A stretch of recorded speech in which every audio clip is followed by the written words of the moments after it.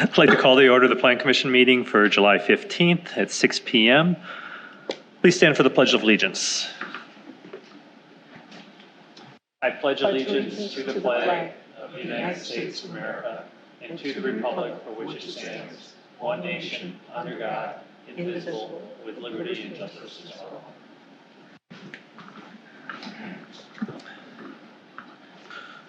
Attendance roll call.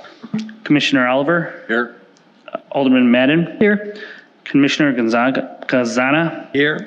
Commissioner Buckmaster is absent. Commissioner Bartlett. Here. Mayor Pitfalski. Here. We have a quorum. Thank you. Statement of public notice. This agenda was posted and distributed to all news media requesting notification in accordance with the open meeting law. Thank you. Approval of the minutes from June 1st. Move to approve. Second. Any discussion? Hearing none, all those in favor say aye. Aye. Opposed? It's approved unanimously. Public hearing. Public hearing for Kamar, I'm sorry about I'm gonna butcher your last name, Samir. Cyrene, requesting a conditional use grant for the purpose of allowing a guest house located at W150S8255 Harvest Court, tax key 2214.996.025. Move. Oh, my God. I'll kind of just give a little overview first, and then we can open the public hearing. This proposal is for a guest home. Guest houses have been allowed in our city code. God, I've been here over 20 years, and they've been allowed that entire time. They need a conditional use grant, and they're allowed in all of our typical single-family residential districts. The code is pretty simple with guest houses. The lot must be at least 120,000 square feet in size, which is about 2.75 acres. The guest house can never be rented or leased, and the home must be at least 1,200 square feet in size. This proposal does meet all of those requirements. The lot it sits on is over 10 acres. The guest house is proposed to be over 1,600 square feet in size. They're currently constructing a house as we speak on this property, and the architecture style of the guest house and the home do significantly match each other. The applicants have noted that they have a lot of family that visits, friends, some of them from far distances around the world. And so they wanted to have somewhere that they can stay by them when they come and visit. They have acknowledged that they understand and won't rent or lease the property. And like I said, the building will go through the normal building permit process if approved. Thank you. If anyone would like to be heard at this matter, please come to the microphone, state your name and address. Don't all rush up at once. Okay. Anyone? Hearing none, I'll declare this public meeting closed. Moving on to new business, resolution PC 047-2021, approval of a conditional use grant for, how do you say your name? Kamyar, and your last name? Sorry. Kamyar Sayan, located at W150 South 8255 Harvest Court, tax key 2214.996.025. Move to approve. Second. Discussion. Anything you want to add, Adam? No, that's really it. Is there any questions from any of the plan commissioners? I just have one comment. I do need to abstain due to contractual agreements with the owner. What's our quorum? 4, so we'll be okay. All right. Thank you. We talked about that just before. The only question I had is utilities, are they separate utilities run to a house like this, or? They can be. The ordinance doesn't specify because it is a separate dwelling. Sometimes it's more cost effective to have a separate line of utility service. So that's not something our ordinance specify. If it was an in-law suite, which means attached, then they have to share. But here, the code leaves it up to them. Okay. And this is, well, the conditional use grant gets recorded with the county, so it's kind of like a deed restriction in the sense that, you know, the condition of the no rental, no lease will be tied to this grant, which will be tied to the property. All right. Any other questions? Hearing none, all those in favor say aye. Aye. Opposed?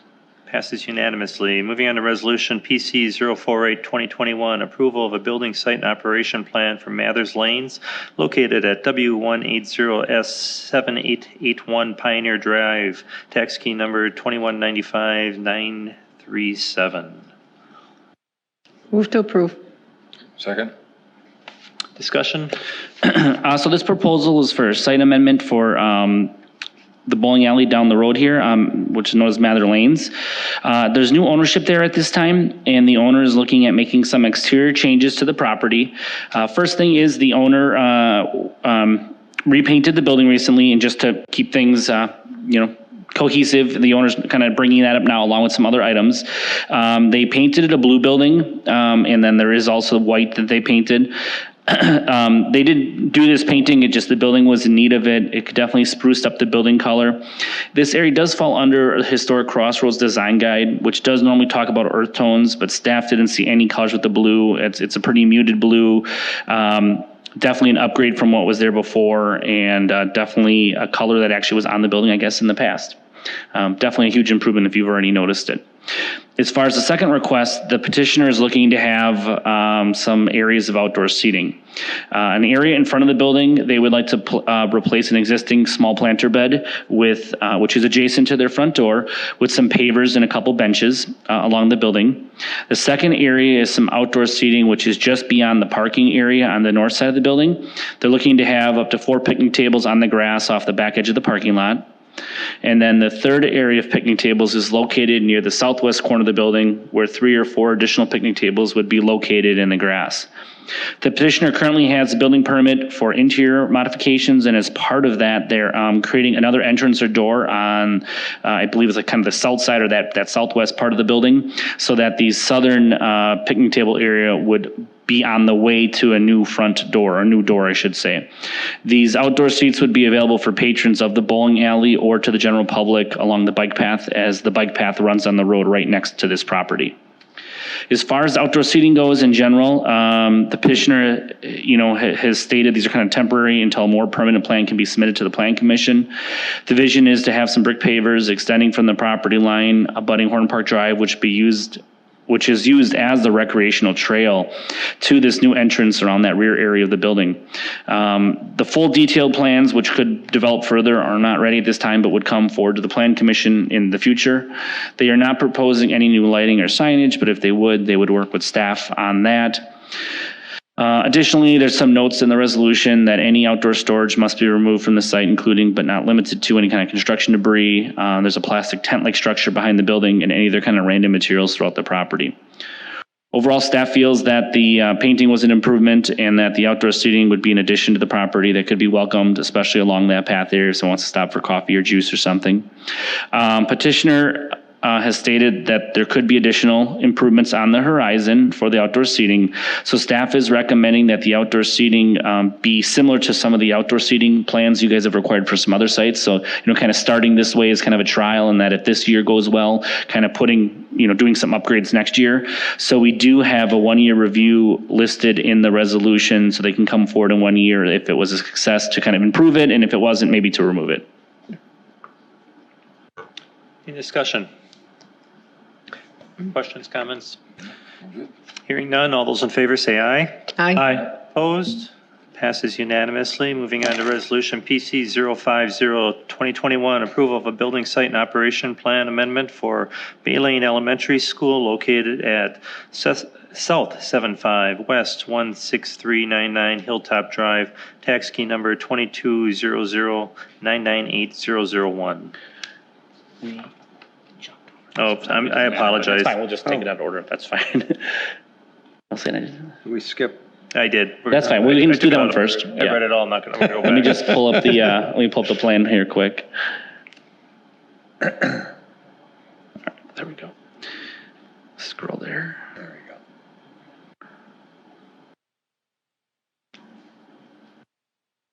go. All right.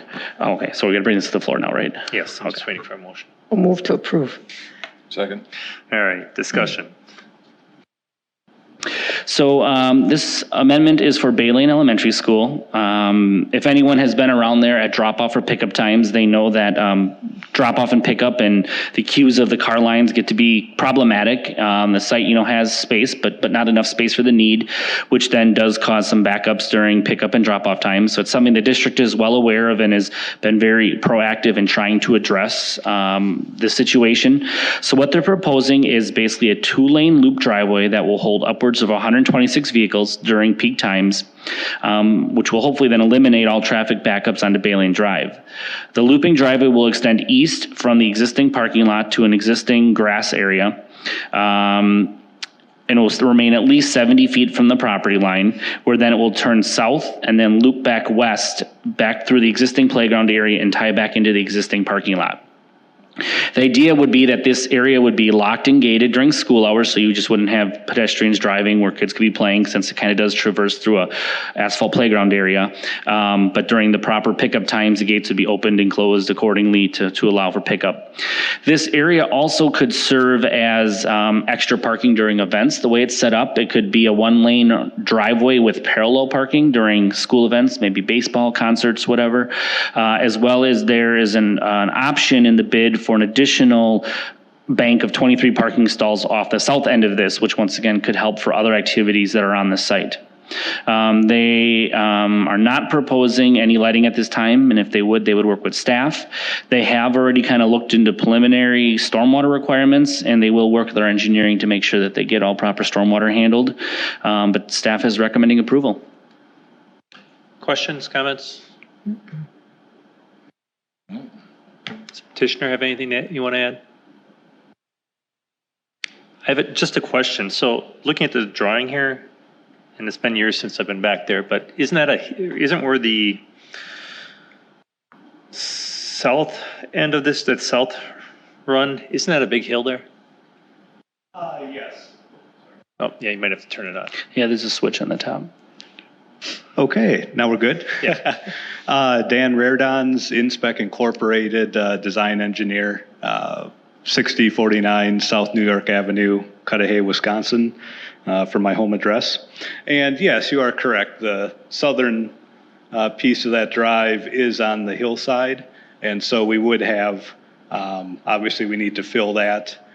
Basically, the roadway would be level with the upper plateau. Okay. And then the back slope would carry on down, but it would stop short of the softball fields by about 15 or 20 feet. The slope would come down, and there'd still be 20 feet of relatively flat area before you get to the softball fields there. So, Okay. and we do have to, as Adam mentioned, meet stormwater requirements. So we'll have extra fill that we're generating because we're digging out for a bioretention area for the stormwater detention, and that fill will be kind of used to fill that slope, and so we're looking to balance the soil so we're not importing or exporting.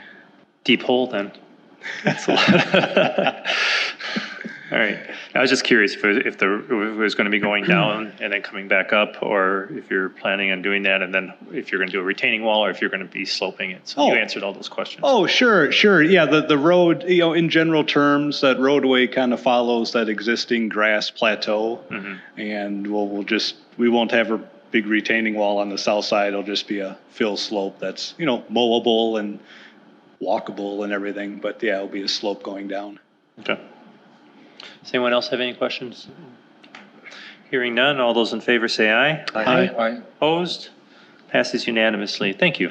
Thank you. Moving back to resolution PC 049-2021, approval of a final plot for Danoon Country Estates North subdivision located along Crowbar Drive, north of Kelsey Drive, tax key number 2279993.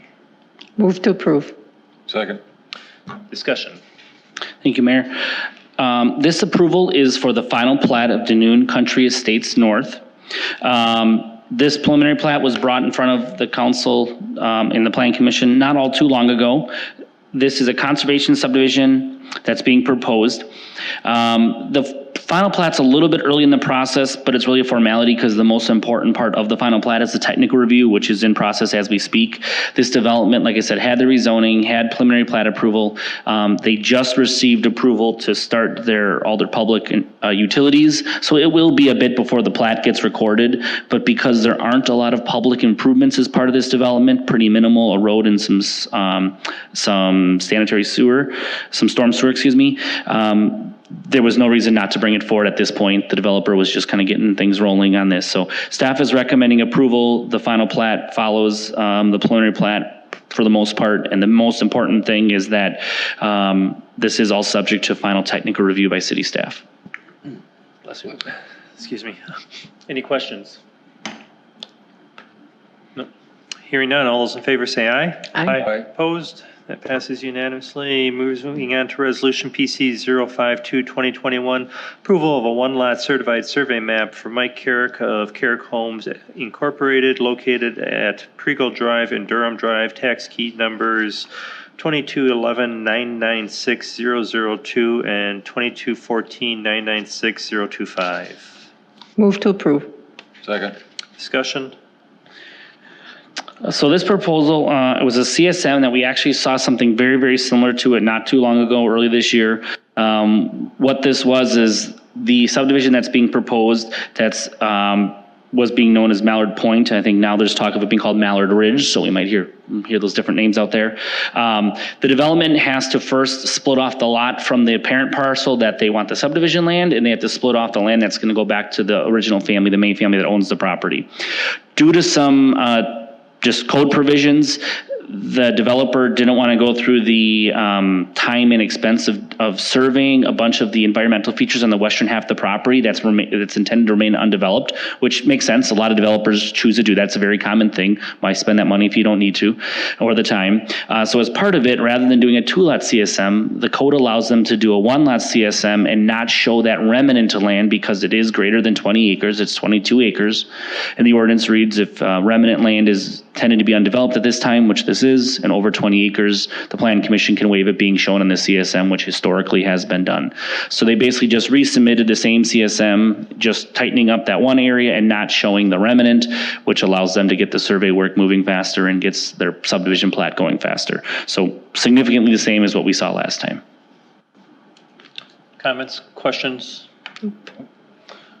All those in favor say aye. Aye. Opposed? That passes unanimously. Miscellaneous business, we have none. Motion to adjourn. So moved. Second. All those in favor say aye. Aye. Opposed? We're adjourned at 6:19.